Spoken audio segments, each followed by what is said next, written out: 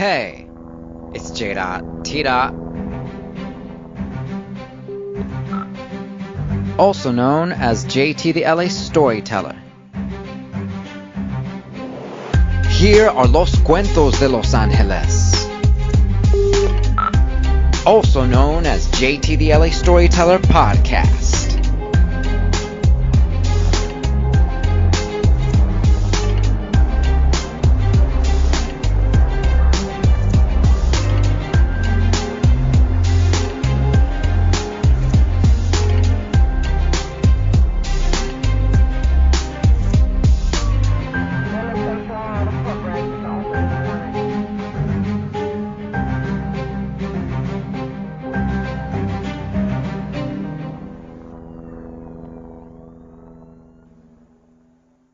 Hey, what is going on, Los Angeles? It's JT, and I hope that you are very well. I also hope that you enjoyed the new intro to the podcast.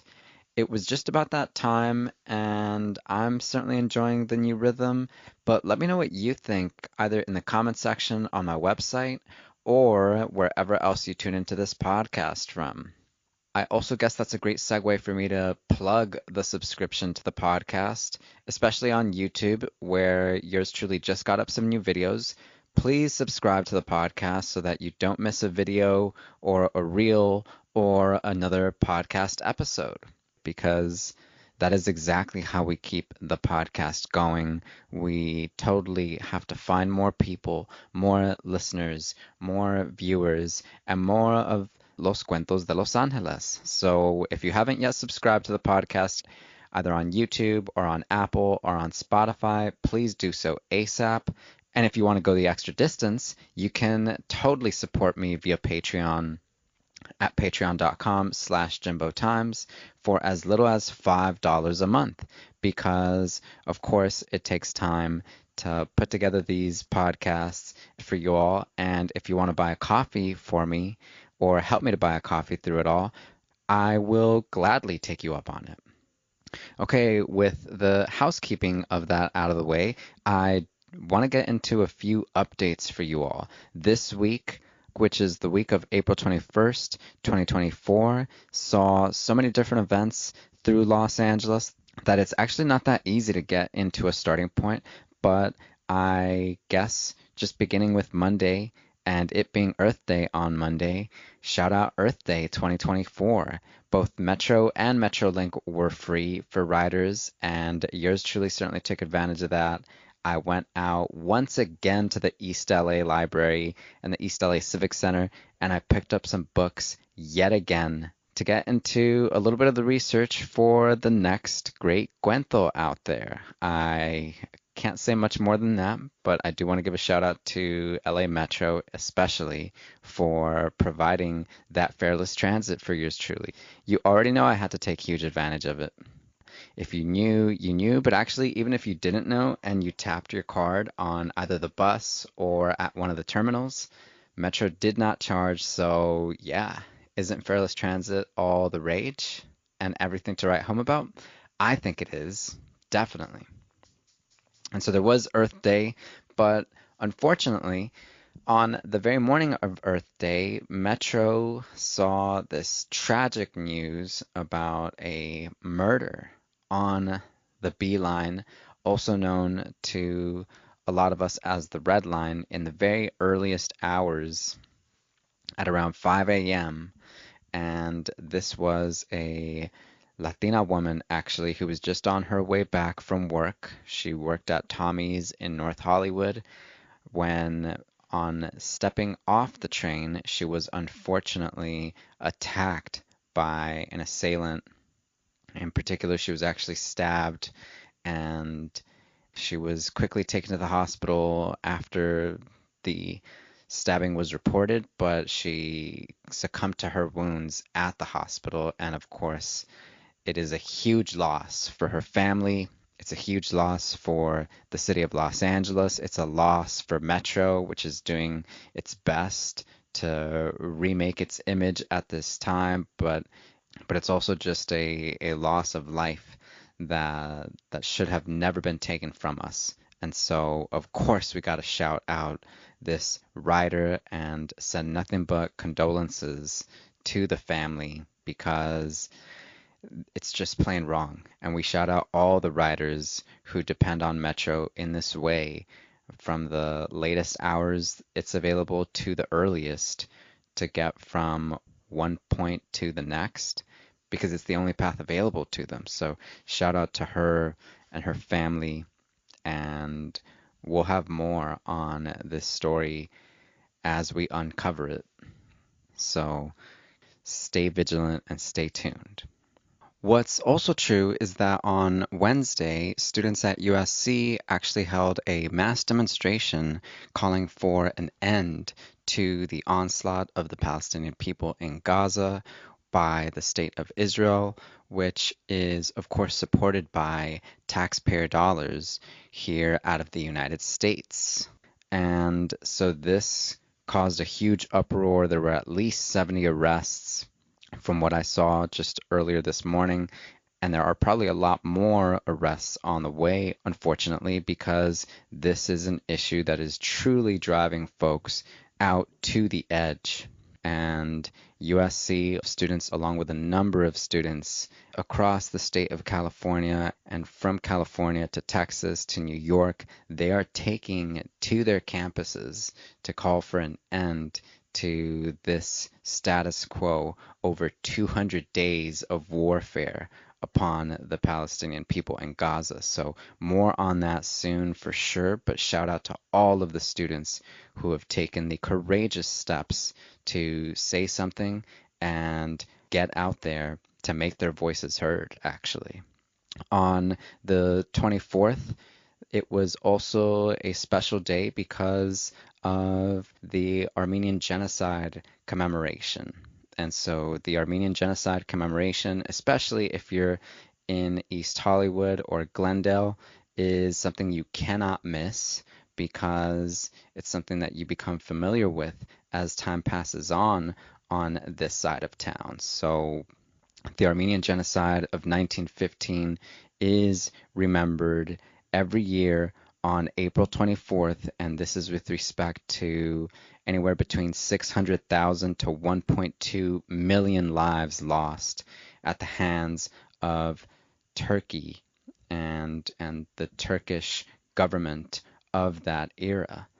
And so much respect to all those who continue commemorating and those who are actually still in mourning over the events most recently for Artsakh at the hands of the Azerbaijani government, which is also, as it turns out, really another geopolitical ally of the United States at the end of the day, which is naturally extremely frustrating for Armenian American communities who have to come to terms with this somehow. So much respect to that community just as well. Now, on Monday and Tuesday, the City of Los Angeles as well as the LA County Board also presented new budgets for fiscal years 2024 through 2025. And these budgets, as you all know, especially if you've been keeping up with yours truly's reporting on the budget over the last couple of weeks, these budgets are under huge scrutiny by people from all across the political spectrum because of the rise of homelessness and the rise of evictions that lead people into homelessness and the rise of the cost of living that also continues pushing people, hundreds of thousands of people, into the brink of homelessness. I think there was even a study conducted recently, reported by the LA Times, that about 4 out of 10 people living in Los Angeles seriously fear becoming homeless within the next couple of years because of the precarity of their situation. So these budgets for 2024 through 2025 were presented earlier in the week, and there were a few takeaways for folks, especially online at the outset, but looking into the budget and looking into the particulars is going to take yours truly just a little bit more time. So bear with me, but do trust that we'll be getting into it and that you'll be in the loop. But of course, for that, you have to be sure that you're subscribed. So not so bad of a circling back on the part of yours truly. Be sure that you're subscribed either via YouTube or this podcast or on IG. And if you want to become a Patreon supporter, yours truly will very much appreciate it. I can guarantee you that. And so, with these updates accounted for, I also want to note that there will be an extensive review, or I want to say a more extensive review of the primaries this past March. I want to say that this will be in our next podcast for sure. Yeah. And I would provide it here and now, but I've been up to a few different things over the week, as you can probably tell. So I'd rather spend a little more time on it and actually bring on a guest to speak about the elections and some pretty key takeaways that voters heading into November should be aware of. I also want to shout out the special write-in campaign that we gave quite some airtime for at the very last minute, which I'm also excited to say more about once the time is right. So just be on the lookout for that. But again, if you're subscribed, you don't have to be on the lookout that much actually, because I will be sure to ping you through one platform or another. So subscribe, subscribe, subscribe, either via YouTube or Apple or Spotify or wherever it is that you prefer to keep up with yours truly. Okay, and with that all said, I want to shout out today's installment of JT the LA Storyteller podcast, brought to you in particular by Sarah Michelle Orozco, a fourth year student at none other than UC Berkeley, for her research project on Oaxacan Americans in LA and Oaxacan Americans in social media through LA. Sarah and I spoke back in February, and we had a really cool convo about all things Oaxacan American. And so I'm actually really proud to publish this abridged version of our conversation on today's episode, because this very Friday, April 26th, Sarah is actually presenting her research at a symposium at UC Berkeley. So this is kind of very much in line with that. And shout out to Sarah and all her work over the past couple of months putting this project together. I look forward to tuning into the symposium early this Friday a.m., but for you all, you get to just enjoy the convo, especially for Oaxacan Americans in Los Angeles and indigeneity in Los Angeles. And I would say that's a pretty good deal for your Friday. So enjoy the episode and also enjoy my new ping for transitioning, which I decided would become a ping only at the start of this podcast update. I think it's pretty neat and I think it's very LA. But again, tell me what you think in the comments on my website or on the YouTube or wherever it is that you keep up with JT the LA Storyteller podcast. And until the very next time, stay vigilant and stay tuned. It's J.T. Out with more soon.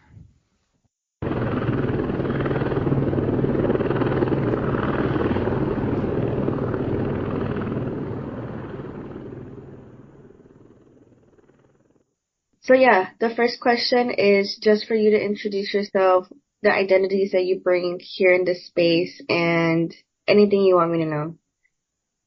Okay, definitely. So my name is Jimmy Recinos, and I go by JT online or through my podcast. That's for Jimbo Times. And Jimbo Times is about 9 years old as a platform in Los Angeles. And it's a platform dedicated to small businesses, working class communities, students, bus drivers, bus riders, the whole gamut of communities who make up Los Angeles, who make up the grit and resilience of Los Angeles. And I'm also very plugged into this community because of my upbringing. So my papa is Salvadorian and my mom is Oaxacan. So I'm a Oaxacan Salvadorian Angeleno, you might say. And these communities are near and dear to me because of their food, because of their humility, because of their indigenous culture and spirit.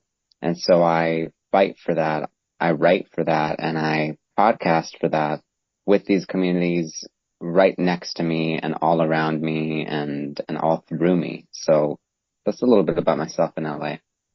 Yeah, thank you. Thank you for sharing.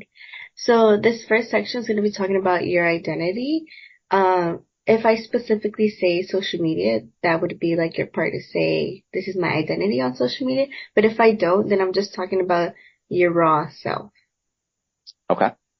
So the first question is going to be, how do your identities speak to your participation on social media and how you use it? Yeah, that's a great question. So for me, the social media space is really fascinating because we connect with our communities through social media at a very broad level. So that is to say, as soon as one notes for themselves, for example, that they identify as Oaxacan or Salvadorian, and you put that in a video, for example, easily that trickles through that community, the community name therein.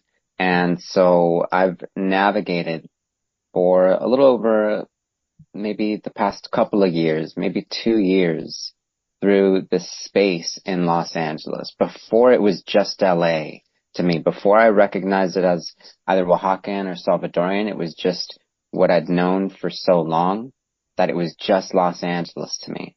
And as time has passed, I've realized that really identifying with these cultures or with these backgrounds and doing that online really speaks to other folks who are in a similar place with their identity and who want to get into some of the mainstay issues or some of the mainstay discussions that these communities are in need of.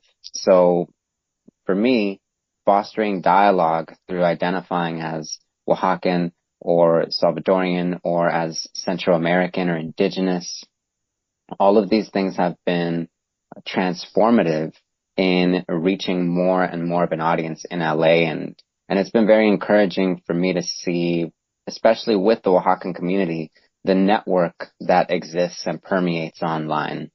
And it's because Oaxaca brings so much to the table in terms of language, in terms of food, the Pico Union, K-Town area. And I'm still at the outset of telling more stories regarding Oaxacan American identity in Los Angeles, but I'm encouraged by what I've seen so far through social media. Yeah. Have you faced any barriers to your identity? Well, growing up in LA and growing up in the school system through Los Angeles and growing up through, say, the police state in Los Angeles and the street culture, especially for young men out there, that was definitely a challenge through my teen years. And so I saw many of my peers go through all sorts of different episodes with the criminal justice system, with drug consumption, with teenage pregnancy, and so much more. And so as one starts to put the pieces together and as one sees that our communities are full of grit and resilience, but also marginalized, also in a corner, also with odds stacked against them, then at least in my own life, there's a decision to be made. And that decision is over what to do regarding the paradox or the contradictions at play. On the one hand, we are a spirited and resilient group of people. On the other hand, we face long-standing issues in terms of discrimination, in terms of inequity, in terms of racial animosity and racial belligerence or war upon our people and character even. And so the question is, how do we start to broach these issues and pave a way forward?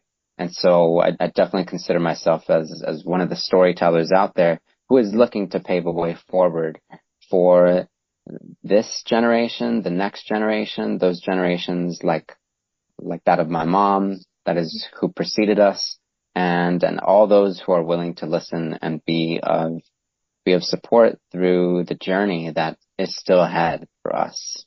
Yeah, I love that. How has being on social media formed your identity in the US? Being on social media in the United States is obviously, it's obviously for those of us who have been on social media for a while, it's seeing what trends and what is sold and what is marketed to us, generally speaking, and at some point asking, like, is this for me, or is it sort of on me to create a space that is more particular to who I am and what I need and what I'm looking for online out there. And so when we think of Instagram, for example, or the way that Instagram for the longest time was a place for photographers and a place for influencers and a place for people to learn, I suppose, about the Kardashians or something to that effect. When there's that world, it's one thing. And then when one looks around, say, through their community in Los Angeles, I feel that there's so much here and that there's so much of in LA that remains to be seen that is still not given the limelight it's owed. And so for me, looking around and saying, how can I capture a little bit of what I'm witnessing around me and getting that out there for the communities I care about, that has had its impacts. And folks have responded very well to that, not just in terms of what I have taken part in, but in terms of what my peers or colleagues have taken part in. When we create spaces online and we really give people, quote, permission, unquote, to grieve or to rant or to express themselves in ways that they're not allowed to in the everyday 9-to-5 working world or institution out there, that matters. And folks don't forget that kind of space. And so they hang on to it very, very vividly and very passionately. And I see that playing out today as much as I did a couple of years back. But to know that you're doing your research on your end and that there are other creators out here who are looking to build just as well, that's really encouraging. Yeah. How do you show your pride in your indigeneity from being from Oaxaca? Yeah, there's so much. I mean, I'm wearing a traditional suéter right now, actually, like a traditional indigenous suéter, and there's so much to it. Like, there are so many different ways to express your culture, your heritage, your upbringing. There is what you can wear, for starters. I'm pretty big on that when I can be. I love some of the traditional clothing that our communities are known for. I've really thought a bit about mixing it up and kind of, especially owning, say, a contradictory or a paradoxical sometimes identity out there, being Oaxacan but also being American in the same sentence. That to me gives folks an opportunity to remix their identities and create new identities and really make space for other people to do something similar. So I love the idea of, say, a traditional sweater or a traditional shirt and then a cachucha, a little cap placed backwards, because that's hip hop. Like that really is a whole lot of hip hop. And so I love the idea of being Oaxacan American in Los Angeles and gravitating towards hip hop as a form of expression, that you get into through the clothes you wear and also through the way that you speak, the poetry you create, or the spaces that you are passionate about uplifting out there. So that's one angle of it for sure. And then I think actually that as a writer, I'm very passionate about looking at an indigenous perspective on the world around us. And so I think very passionately as a person who is in the United States as a result of migration, but as a person who's also got these ancestral ties in Oaxaca, in El Salvador, and in Los Angeles as a person of the Americas. And so I really try and approach my writing process from the viewpoint of an indigenous person and an indigenous lens, because I think people need that. I think people hunger for that, actually. And I really appreciate the opportunity to be of service to that end then. So these are a few of the ways that I try to express or show pride for my Oaxacan, my indigenous identity from start to finish. Yeah. You mentioned remixing your identity. How do you remix your identity to fit, I guess, these three identities that you have? Yeah, I think that's a great question. There's always a new page to turn in this. So, for example, with K-Town is Oaxacan Korean, that's totally a remix. Like, yes, K-Town exists and K-Town has existed historically, but when you go to K-Town, you see Oaxacan communities everywhere. And so for me, kind of recognizing that and letting the whole world know very boldly, it called out to me to the point that I couldn't just contain it for myself. And I had to say, K-Town is Oaxacan Korean, and that's that. And so this is one example of really taking our identity and also honoring other identities we coexist with, including in a city as complex as LA, and saying, this is who we are, this is what it looks like. Stay tuned, actually, because tomorrow it may change yet again. Maybe it's Oaxacan Salvadorian, maybe it's Oaxacan Guatemalan, maybe it's Oaxacan Argentinian. I mean, you can find a little bit of anything and everything in a city. And so I think that's also what I really appreciate about Oaxacan and Central American communities in LA. We have the ability to appreciate the remix in very particular ways, because we go through the streets and communities of Los Angeles and we see remixing taking place all the time. We're not the only ones, or I'm not the only one doing remixing out there, but I am happy to be one of them for sure. Yeah, I love that. I feel like I've also been noticing the Central American community coming together with Oaxaqueños. I have a lot of Central American friends that literally love the culture of Oaxaca. They're like, yes, Yeah, in solidarity, like. for real. Yeah, I have friends from El Salvador who are like, I visited Oaxaca. Man, I just love Oaxaca. It's so cool. Like the food there, the Zócalo, like, man, I can't wait to go back. And I appreciate hearing that. I really do appreciate hearing that. And I think there's more to the cuento. So I look forward to, yeah, exploring that further with our Central American counterparts. So this next question is subjective. It's up to your interpretation. Do you think age defines what you're involved in and what you're not involved in?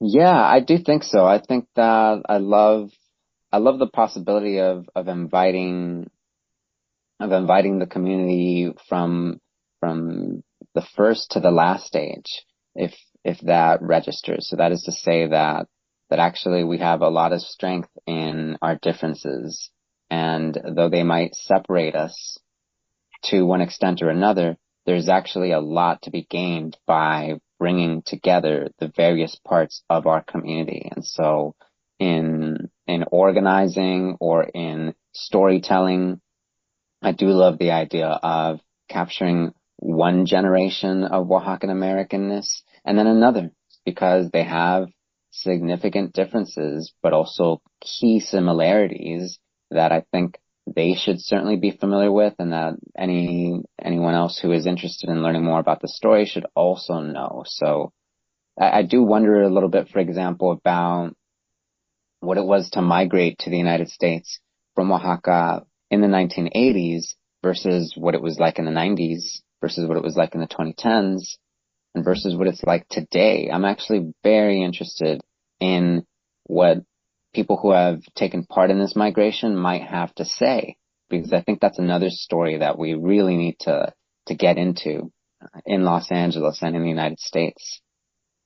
Yeah, actually, I can probably answer your right now question. So last summer I went to Huxlahuaca. I'm not from the Mixteca. I'm from the Sierra Norte. So it was my first time going to the Mixteca, and I went with it was a program through the Mexican consulate. It's like a reconnecting con tus raíces, like probably that's what it's about. So they took me to Oaxaca. I went to the Mixteca, and there is a big migrant community in the Mixteca. Like their children migrate back and forth. You know, they have like absent periods of school because they're migrating, because that's like where the jobs are, like in the US or in Tijuana. Wow. So right now, what I've seen firsthand, which was so like emotional too, because it kind of reminded me of my own like dad's experience of migrating. And him, like, he had to do like a train, a bus, and like a little bit more like more dangerous stuff. Right. And right now there's actually a bus in Huxlahuaca that goes straight, like it doesn't stop, from Huxlahuaca all the way to Tijuana. And so that is 2.5 days. And so, yeah, the carreteras in the Mixteca are not cute. Firsthand, they're not cute. So they're bringing their children if they need to, or they're bringing their spouse, or one of them is coming to the U.S. And if they have papeles and they stay on the bus and they cross, if they don't, then they, you know, find a way to cross over. But yeah, that was a really interesting experience to experience firsthand. Yeah, and so you mean you actually got to like shadow some of these folks as they moved through Mexico? No, as they boarded the bus.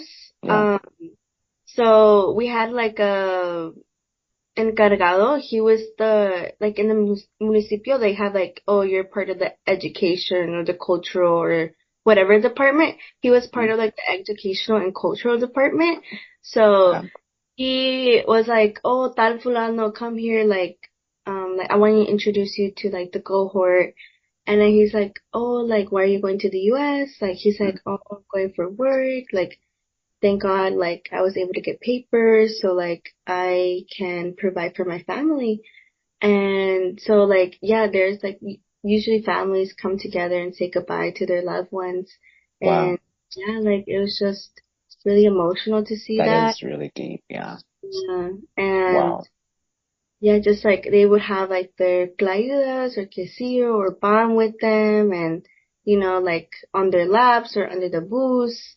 So it's just like for them to take a little bit of piece of home when they're out there working. Wow, I didn't know about that journey. It's so powerful. It's so impressive, and I would hope that we could, spotlight more of this for folks out there, because from what I understand, my family has been involved with the United States since the Bracero Program in the 1950s. And I know that a lot of Oaxacan Americans first got to the United States through the Bracero Program during that time.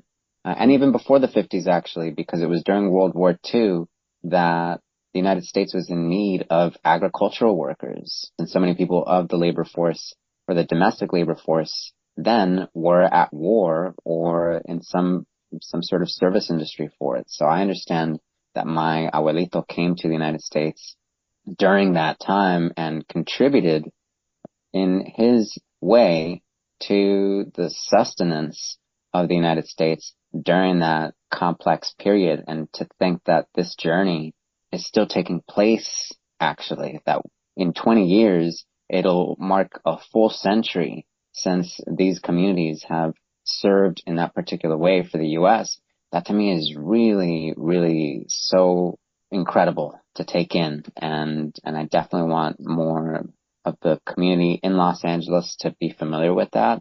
You know, be they Oaxacan or Central American or people who care about Los Angeles, to one extent or another, because we have such a huge part to play in getting those cuentos out there. Yeah. Oh, yeah. Wow. Yeah, now that you mentioned Bracero, my grandpa was too in the Bracero program. It was kind of funny because I have this really old picture of him and he's like intermingling with like white people, and I'm like, damn, I can't imagine my grandpa out there intermingling. And I know him in a different perspective. Like I know him like in the pueblo, so I'm Right. like you know Zapoteco, like I don't know how that happened, but I love yeah. that. That's really cool that you have that photo too, because I feel like that's very precious. So yeah, even thinking a little bit about a photo collective of the Bracero program, because why not? Like that should be going on. I imagine it has taken place somewhere, somehow, but I would hope to create more space for it in LA so that folks can see that, hey, like we can trace a little bit of our time here too. Yeah, actually there is. There's an Instagram actually. I will send it to you. Yeah, There's an Instagram and they that's so actually cool. Okay. talks. I think it's in LA. They host talks of these parceros and they come and like tell the experience and stuff. So Wow. I'll look for the Instagram. Okay, definitely. I'm writing it down before I Hmm. forget. Thank you. Yeah. So this next question is the same question but with gender involved. So do you think gender defines what you're involved in and what you're not involved in? Yes, I do think so. I do think that seeing my experience for its privilege and for the access that I have is very important, because again, there are key distinctions that I'm abundantly aware of between the way I experience the city and the way, say, my jefita experiences the city. As a young man who's like born and raised in LA, there's a way that I can navigate through space out here, especially as like an adult. That isn't necessarily the case for young mujeres or others, that is gender nonconforming folks who also have to navigate through the city. And so I do think that there are particularities to my gender that I'm highly in tune with and that I need to explore so as to educate my counterparts, that is, other counterparts who identify with my gender just as well, and those who seek to learn more as others, be they mujeres, be they gender nonconforming. And so I do think that they play significant roles that we need to distinguish and uplift in their respective ways. We do still complete each other, I believe, and our experiences are many. And I don't think that we'll ever sort of finish telling the story about the differences that exist between one Oaxacan American and the next. But I do feel like making an effort to recognize what separates our experiences and also what brings us together is more all encompassing and is of service to more and more of us out there. Yeah. So this next section is going to be talking about social media. So before social media, how did you connect with other Oaxaqueños? That's really good. So let's see here. Before social media, to connect with other Oaxaqueños was an experience that I could only find so much language and access for. So that is to say that maybe in my teen years, while I was out with some friends somewhere, maybe the subject of Oaxaca or Oaxacanness or Central American identity, maybe that comes up between myself and one other person. And in that moment, we recognize that we have similar experiences. If only that maybe our each one of our parents speaks an indigenous language that sounds magical and enigmatic.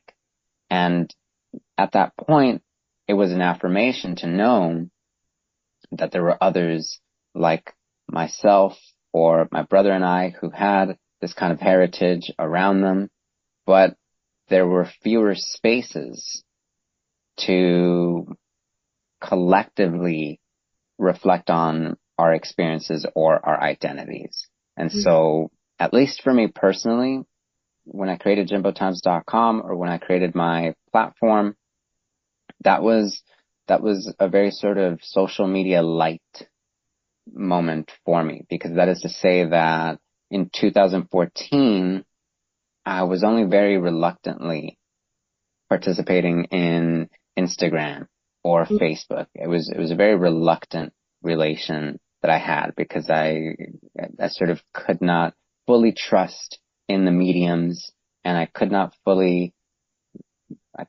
invest, given that I thought at the end of the day, if we can own our own spaces somewhere and really develop those, that is just as, if not more important than social media work out there. So in creating jimbotimes.com, I really got to kind of explore the story of my Oaxacan American identity in ways that were not as abundantly available during my youth and even during my college years. So to think that today a Oaxacan American teenager out there can just so much as type in Oaxacan American in LA and find all sorts of resources, that's really cool.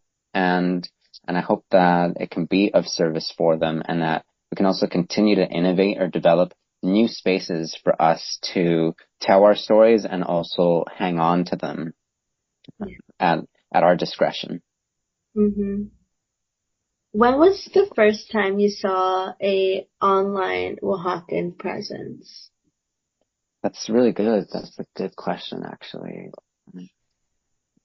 I have, at least here at home, a poster from 2016, and that poster is about an indigenous literature conference that took place at the LA Public Library that summer, the summer of 2016. So it's interesting, but it might have been that I was just following the LA Public Library, and that at some point I saw the Indigenous Literature Conference information, and I decided then, let me go and check it out. Let me go and see what this is about.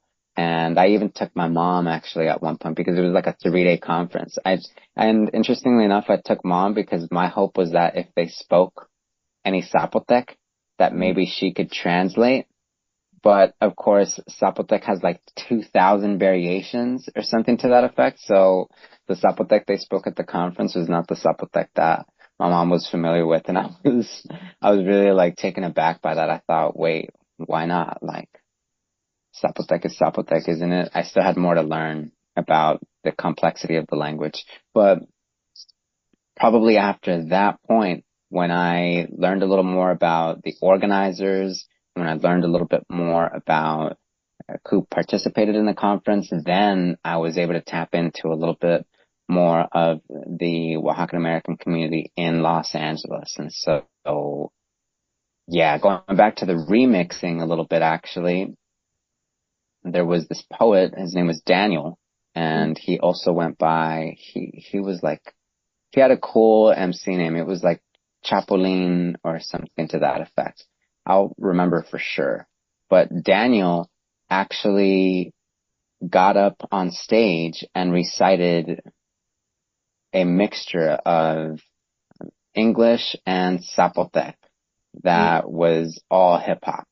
So he was an MC. He was really like freestyling out there and expressing himself as this Oaxacan American poet. And when I saw that, I thought, wow, let me go and learn more about his story. And little by little, I began to see more about the Oaxacan American community through his eyes. And he's since passed away, actually. He passed away maybe 2 or 3 years prior, unfortunately.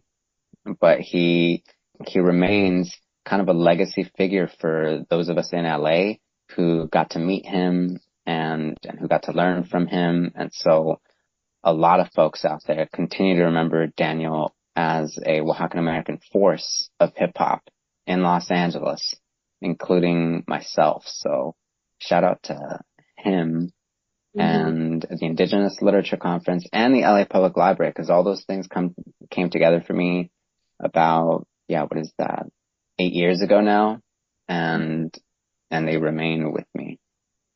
Wow. Yeah, there's actually, have you ever heard of Oaxacan Twitter or Oaxacan Instagram?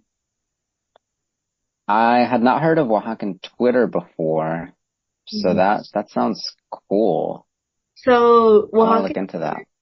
Oaxacan Twitter is, well, of course on Twitter. It kind of has died down because of it being turned into X. Yeah, but exactly. Before then, it was a vibrant community where you post, if you wanted to tap into the Oaxacan community on Twitter, you would use the hashtag Oaxacan Twitter. Wow. And then that's so cool. It would be flooded. I mean, it's still there. It would be flooded with like people like either telling about their story or telling about their experience, and people would be like, oh shoot, like I've never been able to figure out what my experience was, but now I can. That sounds really cool. It was a space for that, and also like for silliness, like memes, like social media things, memes. Right, I could totally see that. No, yeah, like Oaxacan memes, like funny ass memes. Like when your family's from the Sierra Sur or the Sierra Norte or something like that. Yeah. I totally see it. Yeah. Sure. So that was like an online space for that. And so with Instagram, it kind of has to do with like who you follow, right? So now people are like, oh, let me like follow this person and this person because we all have mutuals together. So it just makes sense. Exactly. Mm-hmm. Yeah, and what's funny too though is that I do feel like the algorithm is in a funny place. I do feel like it might have been easier to find people previously, whereas now there's got to be more of an effort. Like there's got to be a longer search at play to really connect with the Oaxacan American or indigenous creators. I don't think that the algorithm is quite that much interested in our indigeneity and in bridging the gap for us. I do feel like we're manually kind of creating that forward. And like cheers to more Oaxacan Americans in tech and tech development so that we can get more of the algorithm in our interest, actually. Yeah. I love that. Yeah. Could you identify 3 Oaxaqueños you follow and why you follow them? Yeah. So there's Melit, for example, or Meli, Meli Mel Photography. I really appreciate following Meli because Meli has such an interesting story to tell at any given moment. Her photography is awesome. She's so LA and dedicated to LA and really at the end of the day, Meli's content is full of love. Like there's just so much love permeating from her space and her expression. And then the fact that her mom runs this dry cleaning business in Pico Union is so cool because now Meli is like a small business owner and developer herself, but then is also connected to an earlier generation and a larger generation to some extent of other small business owners through the city. And so in speaking with her and learning a little bit about her branches through central Los Angeles, I've certainly come away with so much more about Oaxacan Americanness in LA. And then there's also Areli. Areli is a creator who is originally out of the city of Venice, Venice, Venice Beach area, who's also incredibly passionate about essentially repatriation, or what she would probably call rematriation, as in like reclaiming land, but also doing that through the lens of gender and seeing what that looks like in 2024 at the height of gentrification in Los Angeles and also in Mexico, whether it's Mexico City or other parts of what was once more affordable for our communities, but what is becoming increasingly less so. Areli is actually developing stories as a person in between two worlds. That is, as someone who spends a couple months out of the year back in Oaxaca, back in her parents' hometown, where she's looking to develop a new small business and one that honors her indigenous upbringing and her indigenous roots to the land, and then time back here in LA. And I find that to be a fascinating journey that I want to be of support for. And there are supposed to be more collaborations between Areli and myself and some of my peers in the days ahead. So I'm excited about those. And then for sure, I follow Lily the Zapotec. As I mentioned, Lily's work is great and is full of knowledge, full of wisdom, and it's just fun to sift through. Like I saw a video between her and Areli actually, and a few other folks more recently, where they talked about being Oaxacan and and what happens because they're Oaxacan, because of course it does, since they're Oaxacan. And so I love that kind of content just as well. And then before Daniel's passing, before Daniel Morales Leon or G-Hop's passing, I definitely kept up with him as well, because he was a poet and a very impassioned poet at that. So he was one of these forces on Instagram who had a lot to say and who was gonna let it be known, all at a smashing rate, because that's how he felt and that's what he needed to let out at that time. And so keeping up with Daniel was also really important for me at that time. And from there, I'm still discovering more and more of the Oaxacans out there. Through K-Town is Okay, for example, I met one muchacha, Kimberly, another K-Towner out there whose family has also been in K-Town for years now, and who also grew up with the KYCC, which is this youth and community development center right in K-Town.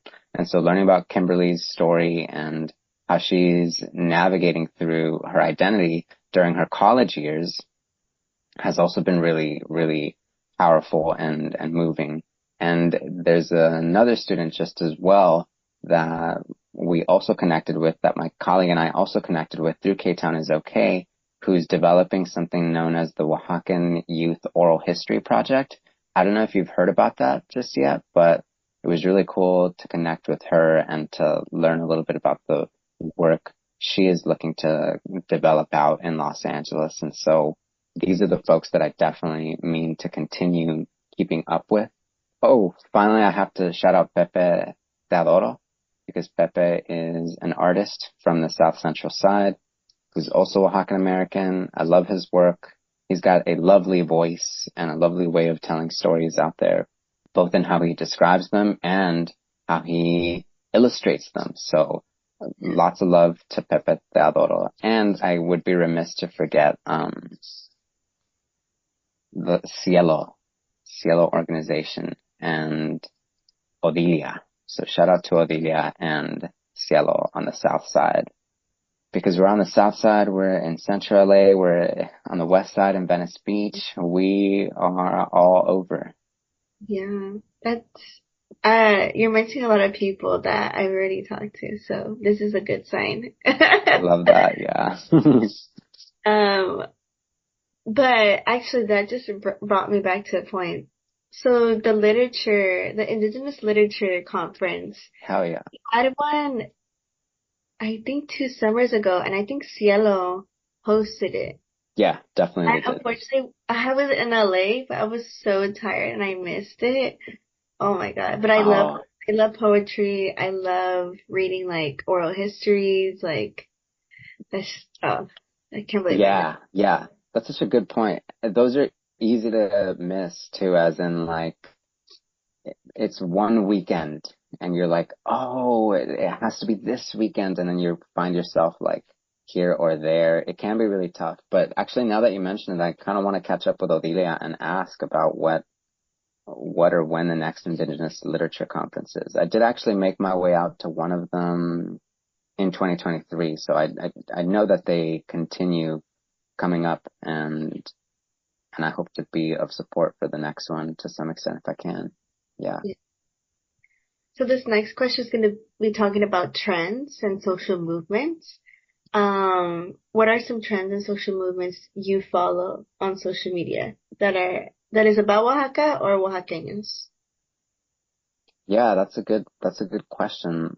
Most recently, I do think that I've seen the atrocities taking place in Palestine Mm, and for the Palestinian people as being high on high on the minds of Oaxacan Americans out there, Oaxacan American creators, Oaxacan American storytellers, because it is a question of indigeneity and land and who has the right to exist on the land that is theirs and that of their ancestors. And so I've definitely seen a lot of folks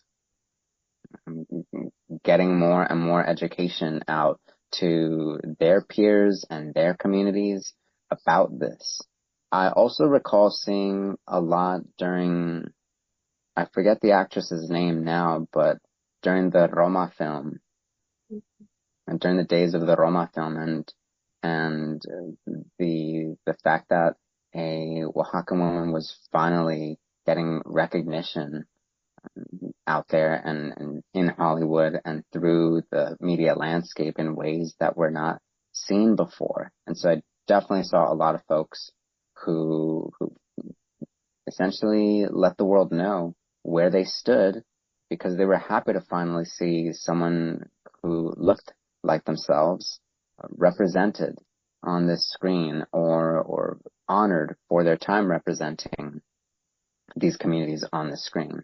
And so these are a few movements that come to mind. And then there are the Tlacolulokos, who you may be familiar with. Like, for sure, their art and the storytelling that they do and the analysis that they apply to their artwork as being for the community of Tlacolula and Oaxacan Americans as a whole, that I think has definitely set the bar for Oaxacan storytellers or Oaxacan American storytellers out there, because that's what it needs to look like. It needs to be compelling. It needs to be thoughtful or comprehensive. It needs to hone in on what distinguishes us, the challenges that we still face, but also who we are despite 500 years of colonial rule all around us. So these are a few of the movements that I can think of over the past couple of years or most recently when it's come to Oaxacan American identity out there. yeah, I love Tlacolulokos. They did a mural in my community in South Central. It's called South Central Dreams, and I love it. Till this day, it's still there, but half of it is missing due to graffiti. Okay. But if you're ever down there, it's Yeah. on Slauson. Uh, I don't know, I forgot what street, but like it might start from Normandy all the way to Danker. So if you just see it on like the wall, like it should be So there. maybe Normandy Slauson start there maybe? Yeah, I think so. Yeah. Okay. Like Normandy Yeah. and then get down. Or what you can do is start from Danker and then go all the way down to Vermont, I think. Right. And you know what? You said that it's called South Central Dreams, so I can look it up. Yeah, yeah, I'll yeah. definitely check it Yeah, out. they Yeah. actually someone did an article on it and I'm using it in my literature review. So there is like research on it. Oh, So for sure. And I would love to see it redone, or that is to say yeah, recovered. I would love to see it recovered. And I think with the right kind of social media effort, that can happen. So Yeah, yeah, stay tuned because it would be really cool to get that back up and running for the neighborhood. yeah, I wasn't even thinking about that. Okay, I'm gonna do that. Project, Great minds think alike. literally. What does it mean to you to have a following? To me, that means that like what we get out there is going to be seen by others. And so it's important to be thoughtful about what we get out there. I mean, like we know at the basic level that to put our information out there and that to showcase ourselves online is to showcase ourselves to anyone and everyone who Mm, has access. And so that I think is something that we keep in mind for a time. And yet I think that what's also true is that if we mean to be of service to the community and if we mean to really use these platforms to bring attention to the challenges that continue impacting our communities, then we have to know that what we express and what we convey out there is seen by not just our community, but also those around. And so it's really led me to be mindful in terms of what I share and in terms of what I express and how I express myself just as well, because to have a following is to have other folks ready to engage with what I may get out there as soon as it is published, as soon as it drops. And so with that in mind, I mean to be intentional and consistently intentional when I publish out there. And we go through spells, or I go through spells where actually like I think I'm gonna not publish for a little while, and I think that I'm gonna just keep my thoughts to myself because I want to think a little more about this question on a personal level before I say anything. And I find that to be helpful just as well, since at the end of the day, if it is about intentionality, then it's not always about just having the most active social media presence, but it's about having a social media presence that I can reflect on or look back at and say, yeah, like I know why I did that and I know why I said that, and I can still stand by it all this time later because I really placed some thought into it. It wasn't just about what worked for me in the moment. I really tried to be more comprehensive about my process in terms of its relevance to the past, present, and future to a significant extent. So that's what having a following really brings to mind for me, is just more intentionality about what I publish out there and how that might be seen. yeah. Um, since this is public information, what is Mm-hmm. not stopping someone who is not an ally to, or not, I shouldn't say not an ally, who is commenting on perspectives of others that they don't identify as? What Mm. do you think about So like, so maybe you can give me like an example. that? Okay, so, um, let's say I was a white person and I was commenting on, let's say I went to Oaxaca and I saw something and like I'm labeling this as like my Oaxacan experience, like I'm in the community. So Oh, they take this knowledge that they have acquired, knowledge, and right, then they see it on social media and they're commenting like, oh yeah, like yada yada yada yada. But then the community is like, no, like who are you to speak on this topic? But it's open, like this right, conversation is open to the public. So what's not stopping them?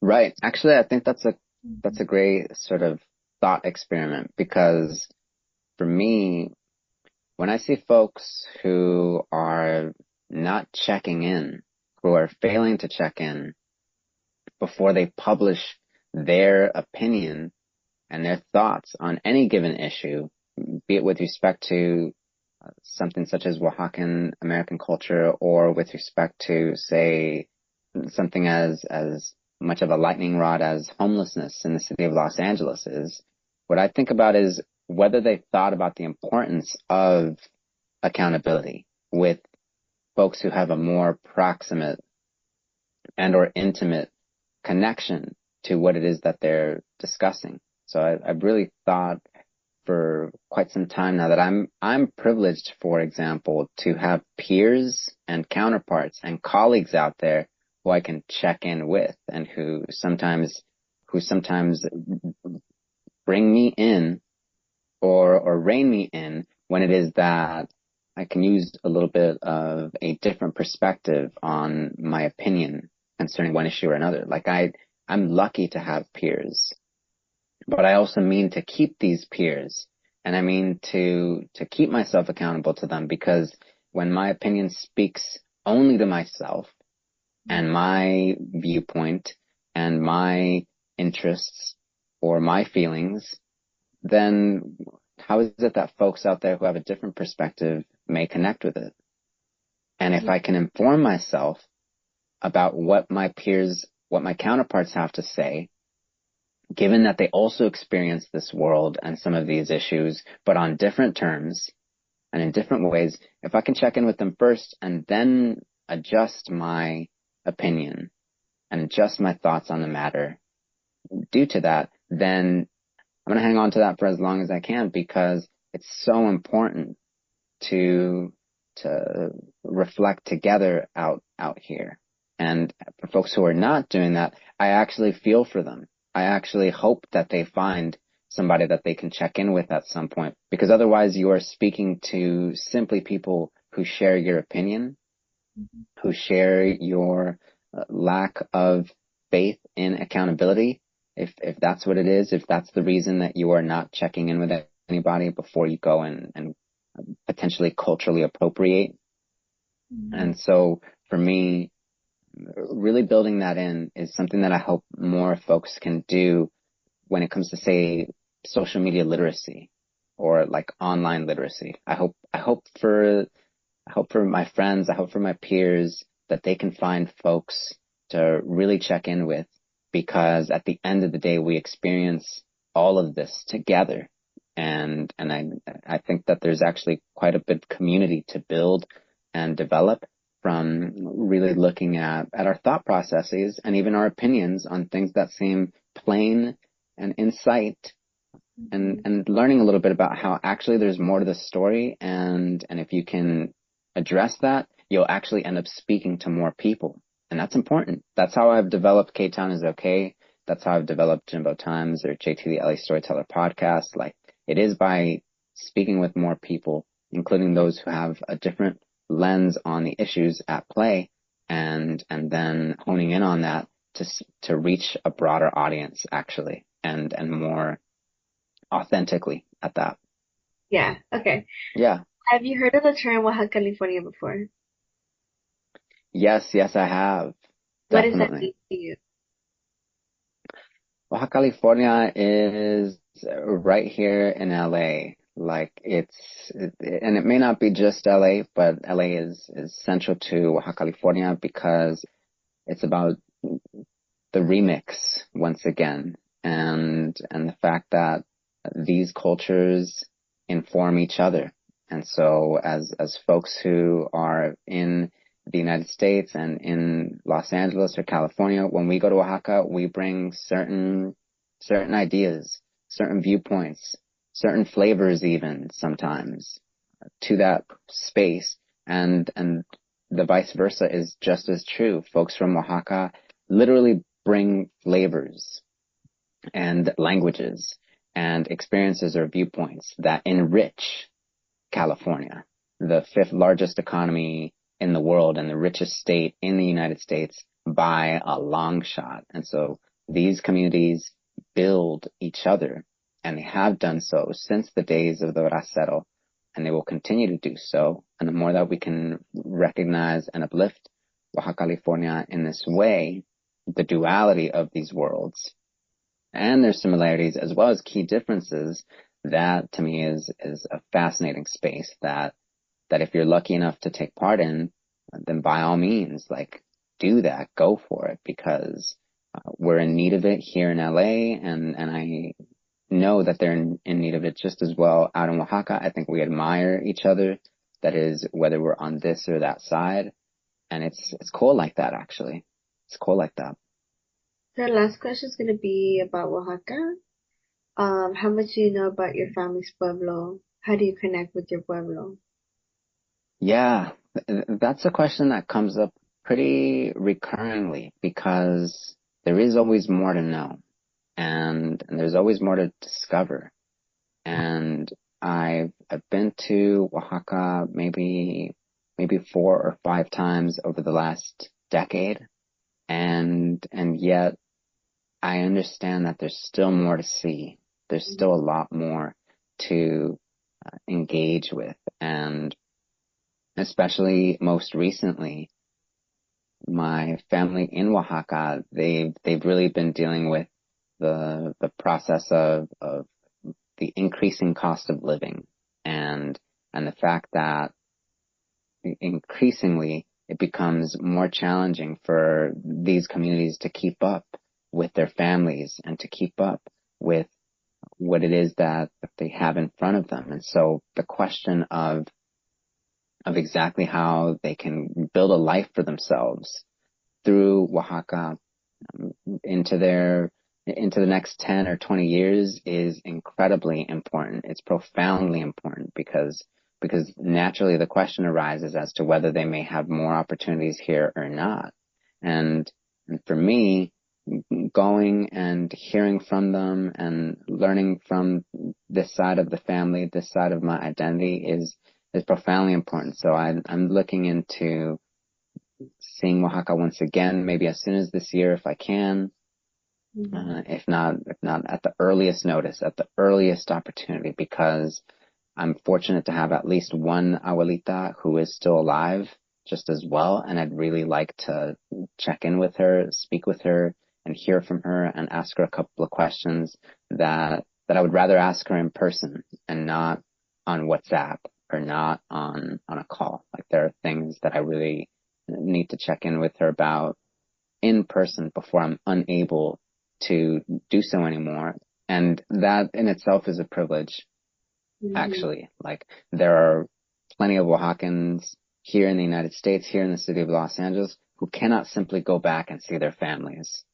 And that devastates me for sure, but I know it devastates them far more. And so I do have to grapple with that question of how to make use of the privilege, because I also don't want to not make use of it, since this concerns me and my family and my part in it all just as well. And if I can be kind of a conduit, or if I can go and be of support for those who cannot see their family members back in Oaxaca somehow, some way, then I really would like to do that. And I really mean to take advantage of the opportunity for it, because that's my indigenous spirit at the end of the day, like how I can ultimately contribute to the whole, be it here or there.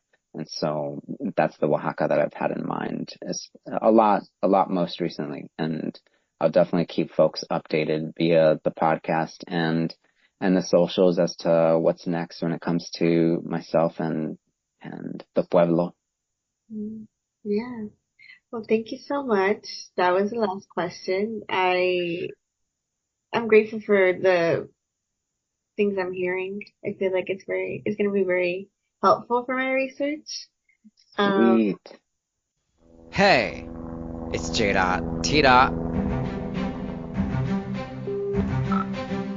also known as JT the LA Storyteller. Here are los cuentos de Los Angeles, also known as JT the LA Storyteller Podcast.